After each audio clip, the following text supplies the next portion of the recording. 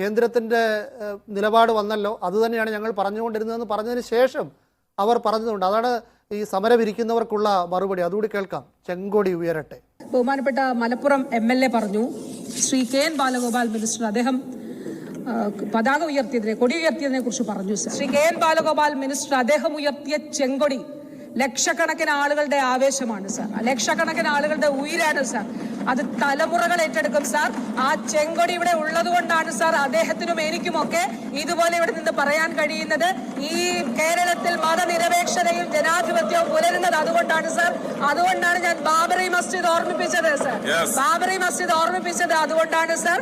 ഇതാണ് നിങ്ങൾക്കുള്ള മറുപടി. ഉയരേ ഉയരേ. അല്ല, ഇതിനൊക്കെ ഞങ്ങൾ എന്ത് ഉത്തരം പറയാനാണ്? ഈ ചെങ്കൊടിയൊക്കെ പിടിച്ച് നടക്കുന്നവർ ഈ തൊഴിലാളികൾ സമരം ചെയ്യുമ്പോൾ ആ തൊഴിലാളിക്കെതിരായിട്ട് നിലപാടെടുത്ത് അതിനെ ആക്ഷേപിച്ച് അശ്ലീലം പറഞ്ഞ് തകർക്കാൻ ശ്രമിക്കുമ്പോൾ ഈ ചെങ്കൊടിയുടെയൊക്കെ മഹത്വം മനസ്സിലാക്കിക്കൊണ്ടാണ് ഇവർ ചെയ്യുന്നത്. ഞങ്ങൾക്ക് വിഷമമുണ്ട് ഇതൊക്കെ കേൾക്കുമ്പോഴത്തേക്ക്. ചെങ്കൊടിയുടെ അതിനൊരു മഹത്വമുണ്ട്. എങ്ങനെയാണ് ആ കൊടി ചുവന്നത്, ചെങ്കൊടിയായത് എന്നൊക്കെ അതിൻ്റെ ചരിത്രമൊക്കെ അറിയാവുന്ന ആളുകളാണ് ഞങ്ങൾ.